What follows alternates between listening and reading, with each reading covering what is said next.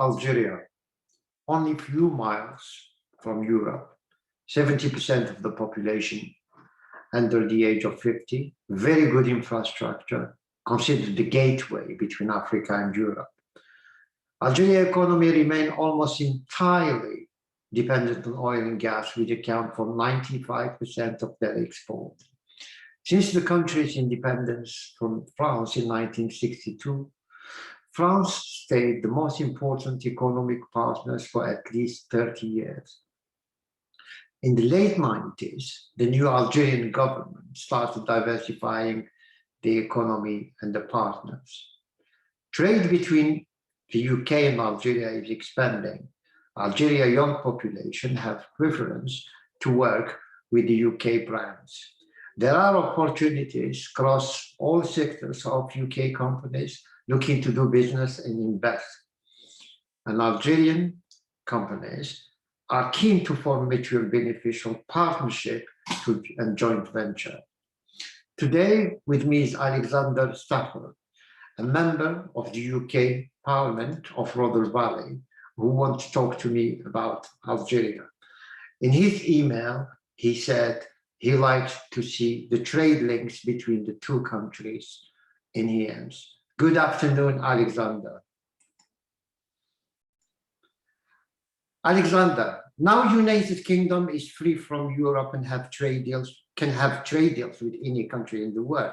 Do you think Algeria can be a potential trade deal partner outside oil and gas? In what sector do you think they can cooperate? Well, in a short answer, yes, it's a fantastic opportunity, both for the United Kingdom, but also for Algeria. Now, Algeria has the potential to be a very, very strong trading partner for the United Kingdom, as well as an ally in areas of security and counterterrorism. First of all, though, you mentioned oil and gas, and I wish to address energy because it is an important part of the Anglo-Algerian relationship. My own background is in energy. I worked for Shell. I know that another British company, BP, is operating in Algeria. We already have had this basis of partnership in the sector, but my current energy work in Parliament is focused more on the renewables and the green transition, which is my great passion. And I believe oil and gas already has done good things for Algeria, but the world is changing and we are increasingly looking to a green, renewable alternatives. And I don't want Algeria to be left behind. And we're all on this diversification journey together. I want to help share British renewable technology and expertise with our friends and partners in Algeria to help your countries, Algeria's country's green transition, and ensure that Algeria becomes a leader in North Africa and the Middle East for green, clean energy, in particular when it comes to aspects of solar energy. However, there is so much more to Algeria than oil and gas and energy. Now, you rightly mentioned that the United Kingdom is now free of the European Union, and you may know that I campaigned strongly for Brexit, for leaving the European Union. Yes. And one of those reasons I did was that we can only strike our own ambitious trade agreements with like-minded countries around the world, whether they're in Europe or not. And I believe that the European Union has disadvantaged the UK's trading links with other countries such as Algeria. And one of those reasons that I wanted to leave the European Union was to have those successful trading partners with countries such as Algeria. And I believe we're going to have a successful partnership in the areas of technology, agriculture, and food. Agriculture is I mean, the Algerian government, since 1962, since the independence from France, they're trying to boost the agriculture, They have been trying to export, But there is a lack of international public relation. Algeria, country in the UK, people do not know a lot about Algeria. And Algerians do not market themselves as a potential agriculture country. I was speaking to a buyer from Tesco, a buyer, he buys for 2,000 outlets in the UK. And he said to me, we know it's a big country, we know they have got potential of producing a lot, but they never approached us to sell to us anything. And why do you think there is this lack of communication from Algerians? They don't never put themselves in the platform where other businesses, they can see them. Well, one of the big problems in agriculture is the Europeans, the EU's common agricultural policy, which favoured, frankly, French farmers and forced the European Union to look inwards amongst itself to buy products and artificially kept products from other countries, such as Algeria, out of the market.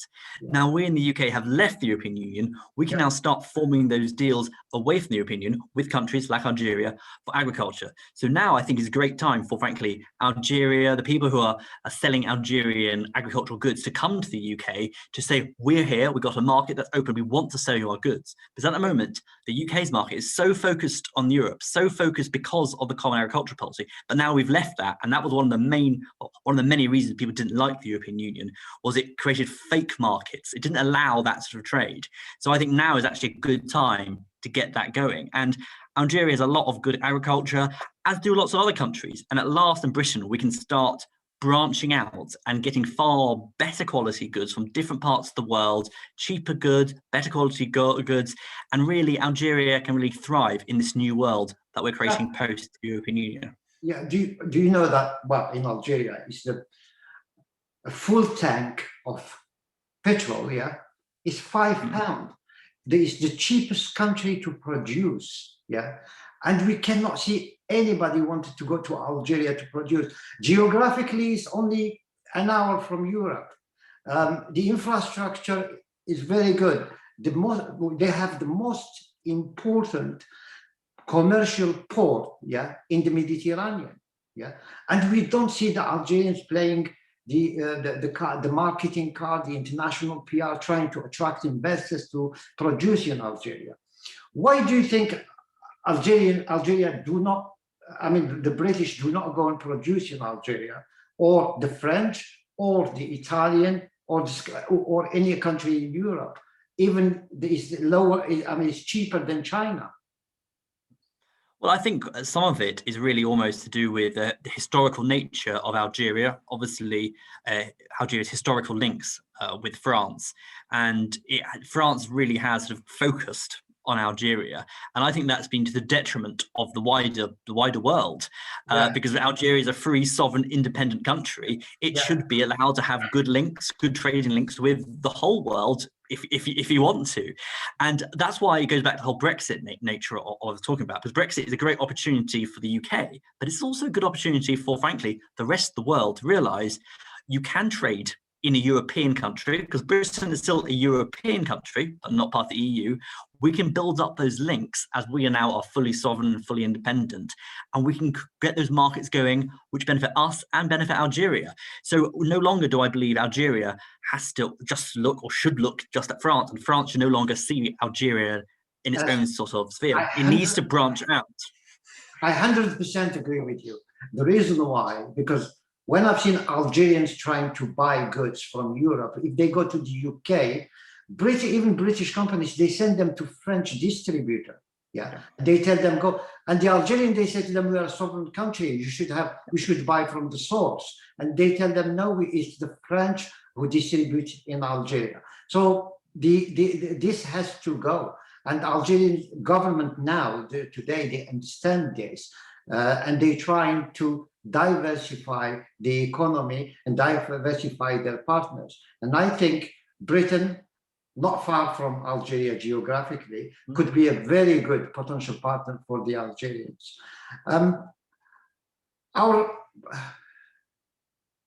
Well, some of our partners, in the trade, in the traders in Algeria, they ask me to ask you, why don't we, I mean, it's not, why the British, they still think, why you said it, it's a French colony. And I told them, well, the British, they do know that Algeria is a sovereign country, it's an independent country, but trading is like it's dependent on France, and they ask them to go to France. And they asked me to say that, to ask you this question, but you have already answered. If you want to expand on it. Just expand on it. And this is what I really want to get across to everyone watching this, reading this, is about the nature of the European Union. Because when you're working as a bloc of 28 countries, Yeah, France obviously is very important. It says you can't do this or you should do this. Then we, as a part of that bloc, have to almost listen to France. Whereas now Britain is out of the European Union, we don't have to listen to France. We can if we want to, but we don't yeah, have to listen to what France says when it comes to trade, because our trade deals now are completely sovereign. British trade now doesn't need France's approval. However, a year ago, yeah. Britain's trade needed France's approval, it needed Poland's approval, it needed all the European countries' approvals. But now we don't need their approval, so we can carry on now merrily and create those links. So I'd say now is a great opportunity for trade and business to actually get involved in the UK and the UK to get involved in Algeria. But just one thing, it's not as well as just talking trade, and obviously that's important, but I think Algeria has to think about its other great assets and tourism and history and heritage. My wife actually went on holiday to Algeria about 10 years ago to see some of the sites, and she had a wonderful time as a tourist seeing it. And I want to see more of that those sort of links as well, more British tourists going on holiday to Algeria and seeing what the beautiful nature you have, or beautiful historical ruins, Roman stuff, and that's also equally important.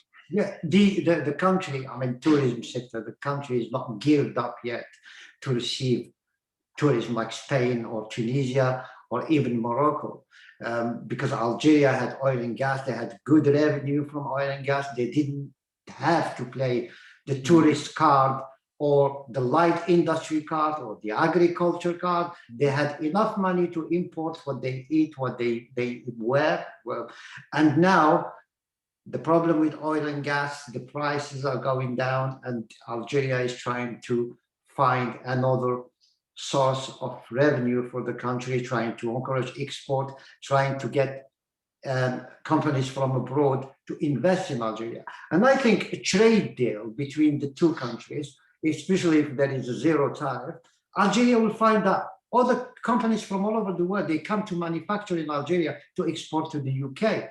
Algeria do not have trade deal. Only trade deals they have is with Tunisia in the whole world. And can you comment on that? Can you tell me, I mean, if there is a zero tariff trade deal, maybe 5 billion euros or pound exchange, UK has engines, they have pharmaceutical, technology, and Algeria can have agriculture, food, light industry. Well, I completely agree, especially what you said about diversifying away from oil and gas, because that is an industry that is frankly only going one way, what with renewables, what with issues around carbon. So Algeria needs to. But I obviously think that a trade deal is not only possible, but a necessity for both countries. And it's not just about Algeria benefiting, it benefits the UK as well, having a good trade deal. So we get better quality of goods, better access to our markets. So I think the UK and Algeria are both looking to diversify partners. Obviously Algeria away from traditional sphere, and the UK into this new sphere of post-Brexit doing trade deals. And I completely understand why Algeria may not like its agreement with the European Union. But in a similar way, we in Britain did not like our deal with the European Union, hence we left. And as for whether the trade deal can be a zero tariff or not, I think it depends on the sector. And I'm not part of the trade negotiating team when it comes to zero tariff, but I am confident that there's much to gain for both sides if we can get a zero tariff agreement. Obviously, it's up to both governments negotiating. We know what negotiations are like, they're all over the place. But Algeria, I think, would secure access to British expertise and technology, which we are looking to promote across the world. And also for us in the UK, it would open up a brand new market in North Africa and the Middle East that has frankly been ignored and shouldn't have been ignored. Yeah, it's. Do you think it's in Boris Johnson agenda to look at North African countries for trade deal? I mean, I'm being honest with you, it's in Boris Johnson's agenda to get trade deals wherever and whenever. We want to make lots of trade deals. And Liz Truss, who is our Secretary of State in charge of international trade deals, already done so many trade deals. They won the Gambia only this week. And the North Africa, as I said, is one of those ones we need to focus on. We haven't focused on it enough, but we should and we want to, because our success post-Brexit, our success in the UK, relies on us formulating good trade deals with countries like Algeria. And as it goes back to some of the historical links, I think historically, and I think this has been wrong, European countries generally think that France sort of looks after North Africa, and I think that is wrong. You know, you're a free, independent country. You should do a trade deal with us. We should do a trade deal with you, and forget about that past. Look to the future. It's all about the future and not about the past. Of course, yeah. Okay. They asked me to ask you these questions. Algerians are big fans of English Premier League. They watch it. They talk about it in the coffee shops. Do you know an Algerian football player that plays? Well, of course. I mean, of course. Who doesn't know Riyad Mahrez? Yeah, of course. So Riyad Mahrez, who plays for Manchester City, and obviously is a fantastic football player and captain of the Algerian team. And my seat, in my parliamentary seat, is in Sheffield area. So we're only about 50, 60 miles away from Manchester. So it's great to have a Manchester player there. And it's great that Riyad plays. He's a fantastic football player. And he's a great representative of your country in the UK. He's a great asset. And I remember his amazing goal for Algeria against Zimbabwe in November is a testament to his skill as a football player and as an icon in the football world. Thank you very much, Alexander. Alexander Stafford, member of the UK Parliament. Thank you very much for being with us. And I'm sure that Algerian people and young people would love to watch this interview. Thank you. Great. Thank you very much indeed for having me. Thank you. Thank you.